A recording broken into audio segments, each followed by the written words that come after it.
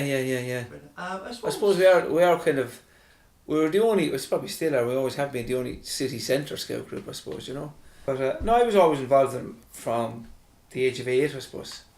But my own father, they started in De La Salle up there in 1928 is when they were formed. And my own father was one of the first scouts. There was 8 of them picked at that stage. But just in later years, I went to De La Salle School. I'm actually top of the town person, Griffith Place, man, originally.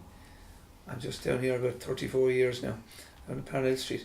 But I went to La Salle and they started off Cubs and I was in there. That's nearly 50 years ago now. And I've become involved in them since, up through Scouts. Actually, Ollie Bresnan would have been in him, he would have been a year or two behind me, he would have been with my brother. Actually, I would have joined with, Ollie's brother would have joined with me actually, Neil, and we would have been in school together at the time. But I was just always involved in it, but I think they're always been a big part of the De La Salle School and the whole area really, you know. But go back to history, but what do you want to know about him, Keith? What aspect of it? Do you know much of the history of the Scouts? Of the start of the in Waterford? Yeah. Yeah, there was a number of troops that started and fell asunder. You see, there was scouting going on for a number of years, but it's only when independence came along that scouting started off wholeheartedly in Ireland under the Catholic Boy Scouts of Ireland. And Waterford started off, there were 1 or 2 places, but the third De La Salle would have been the first one that established and kind of stayed put basically, and they're still there to this day. So there's 3 different groups up in De La Salle, 3 different troops, but just as they developed over the years, they increased numbers, so they formed other troops. But they would have been the first, and I'd say they would have been formed in 1928, but up to the 60s, they would have been the only troops around. After that, the other ones would have formed in Tramore, Sacred Heart, St. Paul's, Ferrybank. All later years they would have still formed. Most of them are still there now, and still very popular. De La Salle itself now, I'm still involved as treasurer up there. But numbers are probably even up on what they were years ago.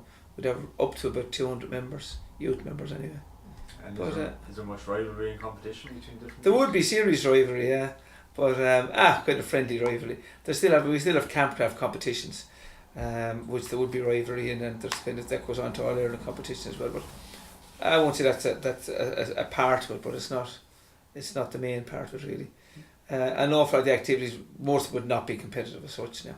There'd be a lot of mountain activities and weekend and weekly activities that would not be competitive at all. But I always found it great, and I think great help to a community, I think too, personally anyway, looking at it from my biased point of view, you know. And like thinking in terms of community and personal development, what would be the benefits of the Scouts? I think it develops a kind of a more rounded person, a person who kind of has some responsibilities.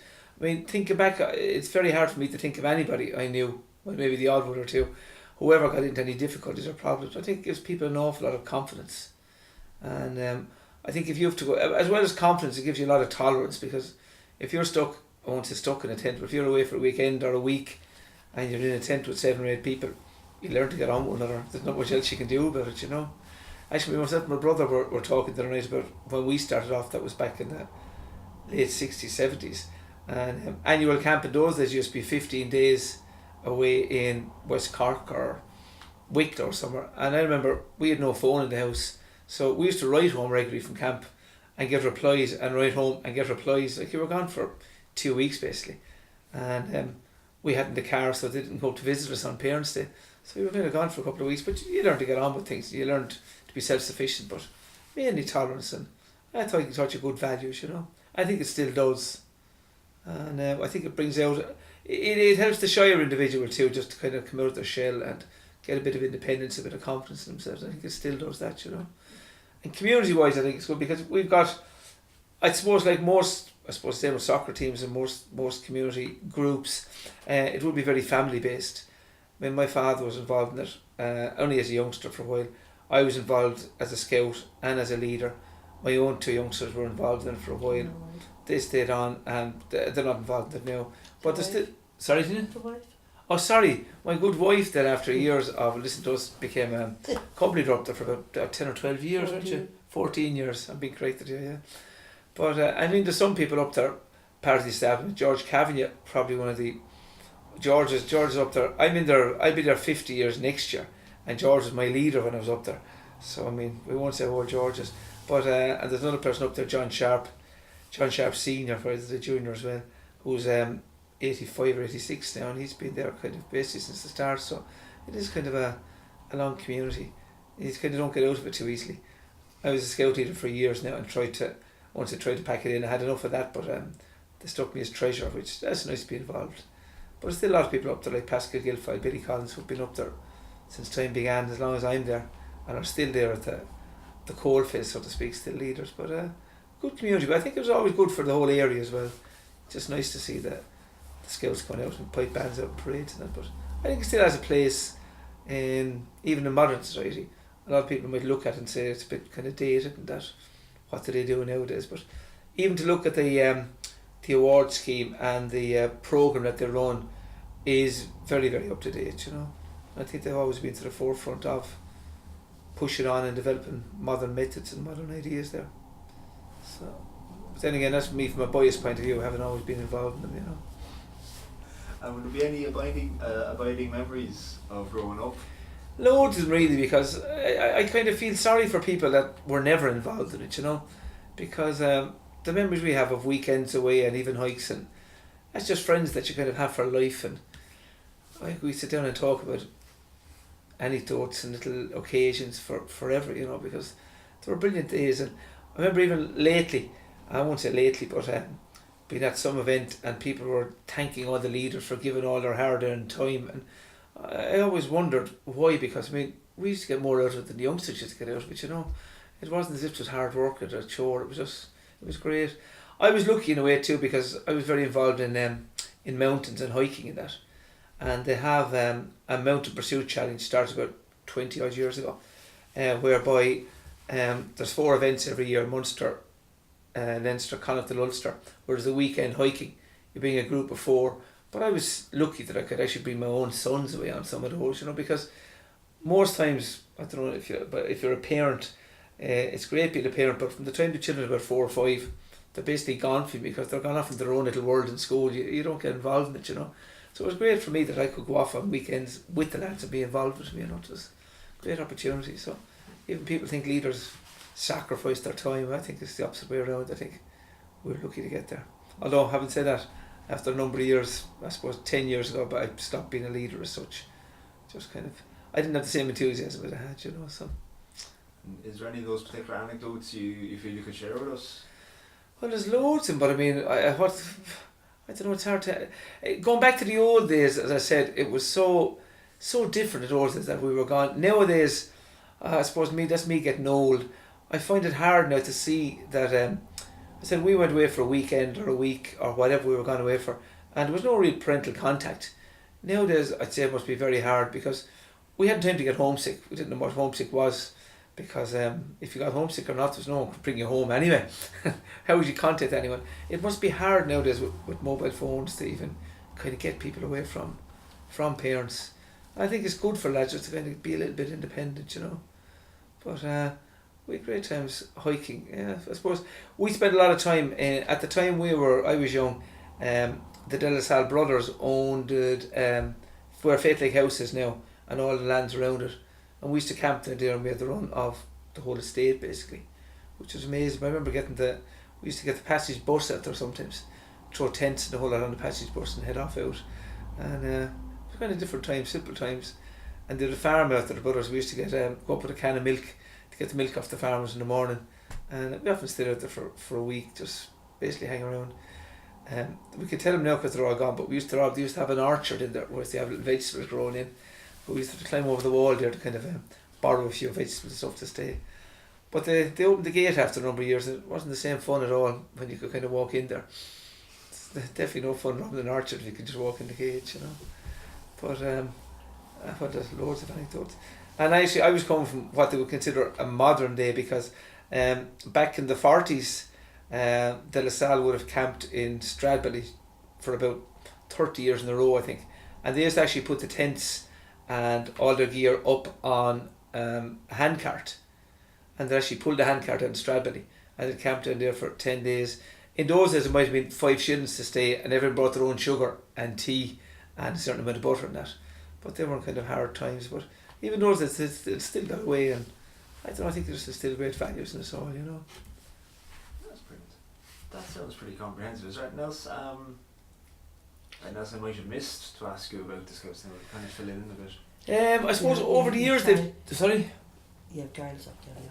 Oh yeah, it all kind of changed a number of years ago when we opened up. Well, actually, it changed a lot because previously it was strictly boys, and a number of years ago the CBSI was the Catholic Boy Scouts of Ireland, combined with Scouting Ireland, combined with there was two groups. There was Catholic Boy Scouts of Ireland and there was the SAI, who were non-denominational. We would call them the Protestants, but they were non-denominational anyway. But they combined a number of years ago into Scouting Ireland. So we're not denominational now. So people from any background can join. And even in De La Salle, I suppose strictly speaking, we only took De La Salle people for a number of years. That has changed now because obviously we have girls in there as well. And I think that's kind of changed it. Some people argue better for worse. I don't know. Girls just kind of they get a bit too advanced, I think, sometimes for the lads. They're too but they're great. But no, it gets still I think it's good for the girls, because some of the girls, the girl guides, I had my own daughter in the girl guides actually, because at the time there was no Scouts in De La Salle, and females. Sorry, no females in the Scouts in De La Salle. Thank you, Tina. And but I thought they were more or less, I won't say sitting around knitting all the time, but I mean they didn't get into the nitty gritty that the Scouts would have got into, hiking and the like. So I think it was good for girls that, and good for the fellas as well, because most of us, I suppose, in De La Salle particularly, there was boys only school, so it was nice to find out that there was something else apart from boys out there, you know. These girls were a big strange thing to us until we kind of until we left school and discovered them, you know. That's brilliant. I'm going to swap over cards here now, quickly 1 second, and we'll do a little bit on the pipe. Yeah. Happy to move on to that. Yeah. Or if there's anything that we've missed, we can tack it on to the end there. Anecdotes. There's silly stories for night. Who? That's a big word. Yeah, but there's a million anecdotes. You would say, nice, isn't it? He's used it all day, aren't you? Yeah. What's that now? The anecdotes. Yeah. It's Your new word. it is burned into me now. That's kind of a funny one. I was thinking about myself. If someone walked up to me and said, "Any anecdotes from you or a kid?" Yeah. I'll have to go away and think about that. Yeah. I have to find out what the word means. I think they say. Especially ones you could repeat then anyway and tell people. Yeah. So talking to Andy down below, just like there's a load of stories I could tell you, but I won't. Yeah. So when you come back, Well, it's like what you would call it, how what you wouldn't like with the poor brothers now. Who? The brothers ran De La Salle Scouts. Yeah. We used to go on scout camp because the lads were in it, and they went off for a hike. We were down in Feather-on-Sea, and we went down to the beach. There was another female. Her husband was a scout leader. We came up with she had 3 girls, and I think I had the 2 girls then. The 2 lads were gone off. We came up and we had caravans at the. We advanced up from tents to everything. And I said to Breather, they used to have a big huge marquee, and I said to Breather, "What's wrong with the 2 brothers? The De La Salle brothers? Did you have more pacing outside?" Oh, because everyone's gone off for the day. Because everyone was gone off for the day and no one was in the tent getting lunch. You know, they would have been. Yeah. They wouldn't be able to buy an egg, like. And they would have been. They would have had their lunch, say, at 12:30. Yeah. Most of those in those days, the brothers would have went into the brotherhood, I suppose, from Straight from 12 home. or 14 years of age, straight Yeah. from home. And when Mammy was finished with him, Mrs. Doyle was looking after him, basically, you know. Yeah. And they wouldn't have been able to cook. And like it was all real JD, world. I mean, Mersom used to do that. He used to always cook, but he Yeah. was gone off for the day. We invited him over. I think we have to make the lasagna, and this was now foreign food. I'll always remember. Yeah, that, anyway, yeah. didn't they? You did, yeah. Yeah. when Are you on or you stopped? No, Yeah. I'm good. Oh, yeah. But I suppose one thing about Scouts that has changed a lot, from the foundation of De La Salle in particular, there was always a De La Salle brother. Mainly the principal of De La Salle would have been the unit leader.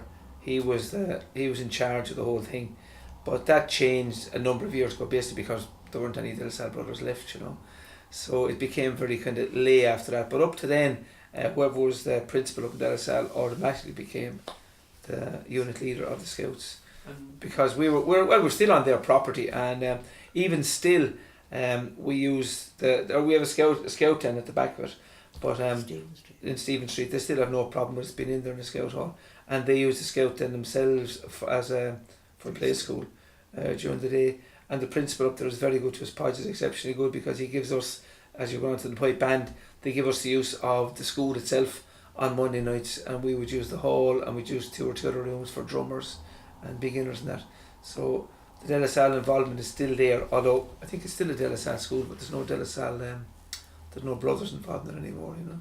And when you were in school, did they have, was corporal punishment still in, or had that? Oh, it was, yeah. And how did that translate then in Scouts? Because you wouldn't have had the same punishment system for the Scouts. There was never a punishment system in the Scouts of any description. I suppose what I'm angling at is what was... Actually, sorry, I tell a lie, because on camp, if you were up to Messon and Blackgarden, you would have often got the porridge. When I went off on camp in the olden days, they would have done what we called central cooking at the time, so that we'd cook everything together.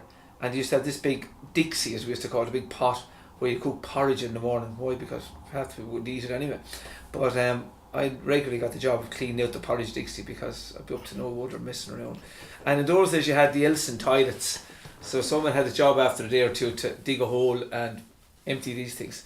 So probably would have got a few jobs at that as well, alright. But cleaning out the porridge Dixie was kind of fairly regular, and empty the toilets and just digging a hole somewhere and empty them into it. But I suppose that was the only point. But there was no such thing as punishment. I remember in schools, punishment in schools were cruel. I remember, I wouldn't say it very often, getting a cane, but there was one chap up there, Brother Bonaventure. He's dead now, so I remember him breaking the cane off people's hand regularly, and the same poor lads used to get it the whole time. I mean, no one kind of understood that someone might have a special need, or no one heard of dyslexia or special needs or anything. They were just stupid basically, and just get slapped every day for not having homework done and various stuff. But Scout wise, there was never anything of that nature. There was never any need for any, but you weren't kind of given tasks to do what you had to do and accomplish. It wasn't like school as such at all, you know. I mean, basically with Scouting there is a programme, and the programme is still there, but it's a programme of achievement, and you can go up through various stages of it, but you don't have to go up through various stages of it. It's not something that's compulsory to be done, you know. So people would go along. So there was never any such thing as corporal punishment that I remember ever in the Scouts now.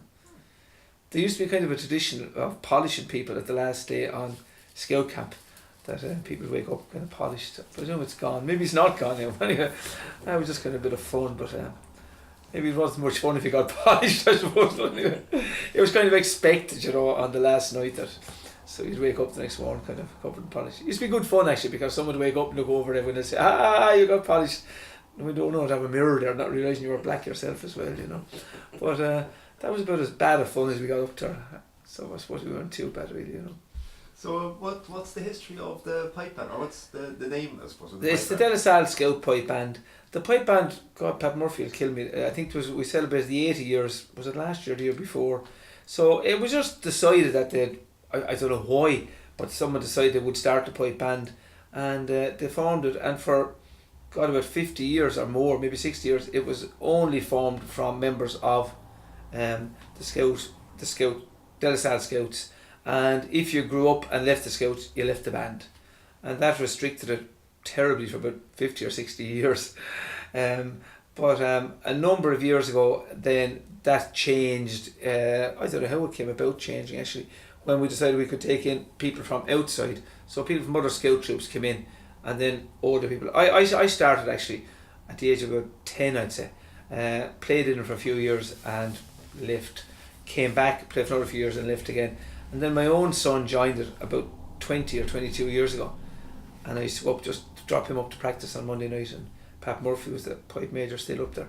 Said, look, you might as well come back in, since you're up here, you might as well practice anyway, so I kind of still stuck there. But it was just designed to have the pipe band basically to lead people out, mainly on Patrick's Day. That was the main intention of it, that it could lead the pipe band out. And probably was a big part of the community, because they would have always left from Stephen Street, particularly on Patrick's Day, Easter, and in those days we would have paraded to mass parades fairly regularly. God, even up to about 20 years ago we probably had a monthly mass parade.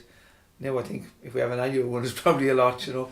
But the pipe band has morphed, I suppose, into a bigger thing now. Obviously we've got female members now, and there would be about active members of the band, there's probably between 30 and 40 members of the band up there as well now, maybe more. It's quiet tonight. It was quiet tonight, yeah, because it's kind of summertime. We'd normally have about 14 pipers out. I think we had 8 tonight. And they were a bit scarce and drummers too, but that's just summertime. But even now, we enter, for the past number of years, the band would take part in competitions and stuff. A lot of younger kids are really into that, and some are exceptionally good pipers. And even now, one chap was down there tonight, Tom Nugent. Actually, he had no uniform on tonight because he forgot his socks. So he had the rest of the uniform, so he didn't put the rest of it on. But Tom is 78, I think, this year. Still playing away strong. And then a couple of younger lads there were about 10 years of age playing pipes, so there's a huge variation. Most of them, practically all of them, would be still involved in scouting, but it's not, you don't have to be involved in scouting anymore. Some of them would have been involved and have left but stay on the band anyway. But still going strong up there, still going very strong. With a core of adults, and we just kind of still have youngsters coming on, because I won't say they are hard to play, but physically for youngsters they take a bit of learning, because there is the actual physical blowing of them, you know. So as youngsters it takes them a couple of years just to get to the stage where they can actually play the pipes. But we are the only scout pipe band in Ireland, and I think there's one other one in the British Isles, I think, but there's very, very few anyway. And even this year we were in France playing this year. We were invited over to Highland Games, and the band has been in Lorient for the past number of years at the Pan Celtic Festival over there, and just very active. So we do get invited to a lot of events, and because we're the only pipe band here, definitely the only scout pipe band. So that's just kind of it's part of the Salle. Always, it's been part of the Scouts for, I said, about 80 years. So it's just, I suppose, just part of the furniture up there, really, you know. And actually, some of the members up there have been up there nearly that long anyway. But that's the pipe band, I suppose, basically. And when you're saying that you were in the mass processions, Yeah. what would be the hubbub around that? Because it was the Catholic Boy Scouts of Ireland, and because we were, I won't say run by the De La Salle brothers, but the De La Salle brothers were in charge. The Catholic ethos was very, very prominent for a number of years. Now it is still, I couldn't quote the exact words, but they do like to think that everybody involved in the scouting has some kind of spiritual following, basically, I suppose would be the word I look for. Not necessarily, but they would like to think that people are still a bit spiritual. But it's not I said, we're not Catholic Boy Scouts anymore, we're just Scouting Ireland, so people can be non-denominational. So that changed a lot of it. I suppose what changed a lot of it too is that people basically don't go to Mass anymore. So years ago there was a monthly Mass parade, so kids were going to Mass anyway. We just encouraged parents to bring to that Mass. But now, and even years ago, I remember being, as a Scout leader, been camping even up in the mountains and in various places, and the main plan of the weekend was to make sure you got Mass before we went home. Now, why didn't it occur to us for years that their parents being to Mass when we got home? But that just wasn't on, you know. If you didn't get Mass, there'd be an inquisition when you got home, because you had to get them to Mass on a Saturday night. Well, Saturday night was a bit of a help when it came along. Otherwise the whole Sunday was gone, just going to Mass, you know. But that was the way things were, I suppose, you know. And what was it like marching in the parades in the Masses? Oh, I always enjoyed them, yeah. Now, some people used to with the pipe band, I suppose as kids got into teenagers, they weren't too impressed with going around with a kilt on them in those days. Some of us didn't mind, you know. Especially you get a bit of a slagging on the Patrick's Day parade where all your mates shouting down at you, so that wasn't a great help, I suppose, to some lads. But no, we always enjoyed it, just getting on your Scout uniform and a bit of pride going out with it. But no, it was never really a problem with it as such. But as years went on, it was hard to get people out to do it, you know. So I think we have a Christmas Mass still, and that's about it, I'd say. From a group, as a group, we go out, that's but the only one we do go to now, I think. Basically because it's too hard to get people to it. And even our Christmas Mass now, we have it every year up in the La Salle College Church, and we have bagpipes at it. But year after year, it's just kind of, I won't say it's dwindling, but the numbers are not great there. Now, it's probably a few weeks before Christmas. People always have something on, but just a change of times, I suppose, really, you know. And membership with the pipe band, how is that? Membership with the pipe band is better than it ever was. But that's since we opened it up a number of years ago. I said two people, a number of people came back who had played in it years ago, and then we got people from outside of scouting, and people. Now, actually, it's strange enough because we got a few youngsters of the past couple of years who weren't involved in scouting and came into the pipe band and have still since joined up in scouting because some of the people who were playing with were scouts and they saw the fun they were having in it, so they joined up as well. So the two of them do mix well enough together, yeah. So, and it just teaches them music. They mightn't always stay at the pipes. We have drummers as well. You have to have drummers, I think, unfortunately, but there's a lot of, we won't start on the drummer jokes, but we still have those up in the bagpipes. Actually, there's a bagpipe joke. I'll think of it, come to me in a second. What's the difference between an onion and a bagpipe? Nobody cries when you cut up a bagpipe. That's my bagpipe joke, anyway. That was fantastic. Well, thank you very much for speaking to us. No, Keith. Oh, yes, you were great. And it's probably a bit late now, but in the summer months, we do perform on Monday nights down on the plaza. We do that for Waterford City Council, who provide us with some funding. Providing we do 2 or 3 Saturdays, I think, down on in John Roberts Square, and we then do, I think it's about 10 nights or 10 other occasions, but we do on a Monday night because Monday is our normal practice night anyway. So for summer months we play down there, and we get a nice turnout, and it's just nice to see it. I think it's nice to have the music out in the open air, and Yeah, it's brilliant. that's what we're there for. It's lovely. I'm living over in Ferrybank at the moment, and Yeah, I can yeah. hear you in the house. All right. Across the water from Yeah, one thing about somewhere. pipes, you'll be heard when you play them. All right. Yeah. We had 3 sets of them. Mark, Brian, and We had Tom. 3 sets at one Yes, stage you here, yeah, did. because my 2 sons, they played it actually. They went into it before. Well, I wasn't even in the band, back in the band at that stage. I was taking a bit of a break for about 10 years. But yeah, that's good. So